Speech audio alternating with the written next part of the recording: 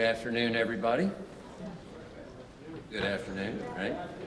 My name is John McKee Barr, and I'm a professor of history and humanities at Lone Star College. I am the vice president of the Abraham Lincoln Institute, as well as the chair of our book prize committee, which includes Michael Burlingame, Ron Sudalter, and Jason Emerson. Each year, the Lincoln Institute recognizes outstanding research and writing on Abraham Lincoln. And this past year was no exception. 2024 brought an exceptional range of publications about Abraham Lincoln. After reading over a dozen books, our committee unanimously decided once again to award our book prize to Alan Guelzo. In my brief remarks today, I would like to offer a few introductory thoughts on this year's award-winning volume before inviting Alan to the stage to accept his award and share a few words with us. According to the Hamilton Center at the University of Florida, Alan C. Guelzo will be joining the Hamilton Center faculty in the summer of 2025 as a professor of humanities. He is a New York Times best-selling author, American historian, and commentator on public issues. I might add here, who it seems has written for nearly every major publication. Continuing, previously, Professor Guelzo was the Thomas W. Smith Distinguished Research Scholar and Director of the James Madison Program Initiative on Politics and Statesmanship. He was also Senior Research Scholar in the Council of the Humanities at Princeton University and the Director of Civil War Era Studies and the Henry R. Luce Professor of the Civil War Era at Gettysburg College.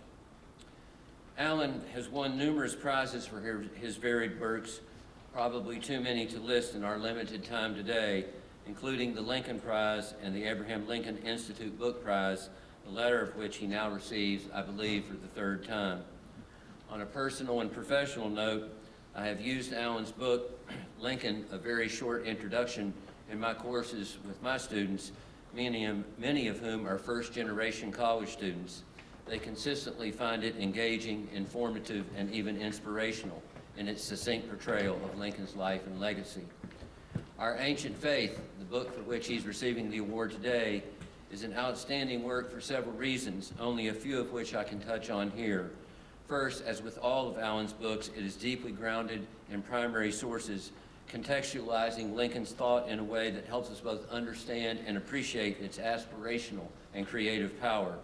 To give just one example of the quality of the writing, Alan observes of the Enlightenment, quote, "The Enlightenment did not discover reason, as though no one had ever been reasonable before the Enlightenment's progenitors appeared in the 17th century, but what distinguished the Enlightenment's reason, and Lincoln's I should ask, was the employment of reason as an authority itself to persuade rather than threaten."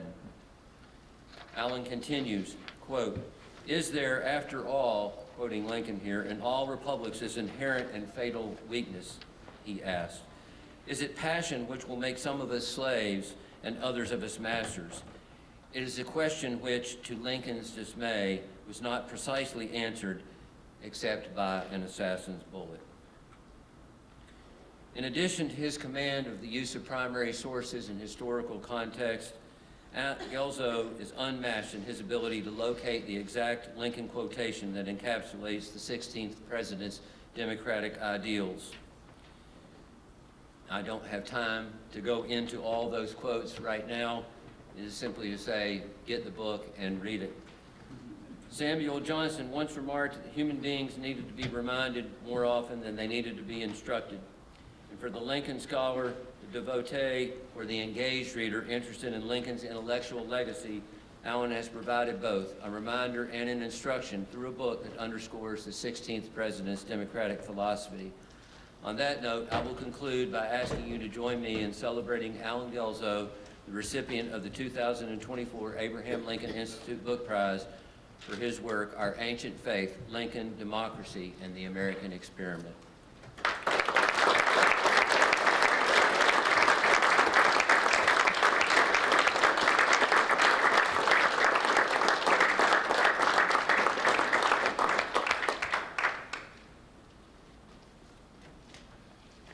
Abraham Lincoln said at his second inauguration that this time there is less occasion for an extended address than there was at the first.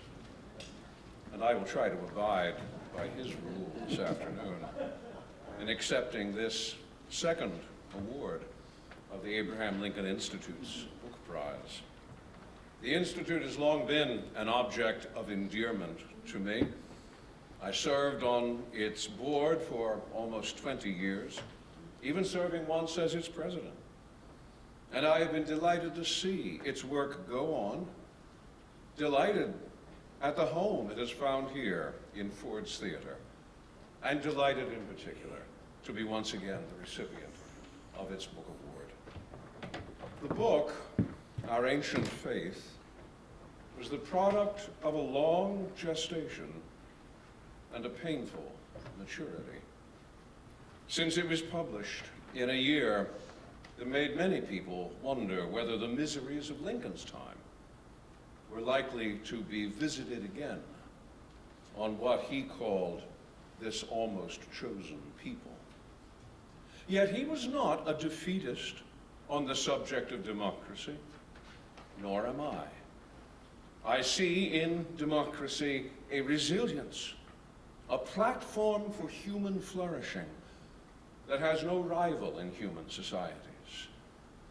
I am not blind to its faults and failures, but like Lincoln, I ask, can we all do better?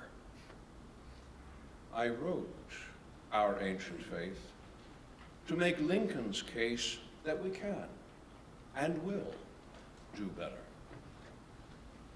A price will be demanded for that, a price in patience, in humility, in tolerance. Lincoln had the strength to absorb those prices. I have endured a great deal of ridicule without much malice, he wrote, and have received a great deal of kindness, not quite free from ridicule. I am used to it. But from the paying of those prices, Lincoln expected great things to come. In the last week of his life, he told James Scoville that if God gives me 4 more years to rule this country, I believe it will become what it ought to be. No longer one vast plantation for breeding human beings for the purpose of lust and bondage, but it will become a new valley of Jehoshaphat, where all nations of the earth will assemble together under one flag, worshiping the common God, and they will celebrate the resurrection of human freedom. I am by no means Lincoln's equal in that determined spirit. I have endured both ridicule and malice, and the burden of them is sometimes more than I can bear. But as I cast my eyes over this assembly, I know, too, that I have received a great deal of kindness, and none more than from the Abraham Lincoln Institute this afternoon. But for the sake of my country,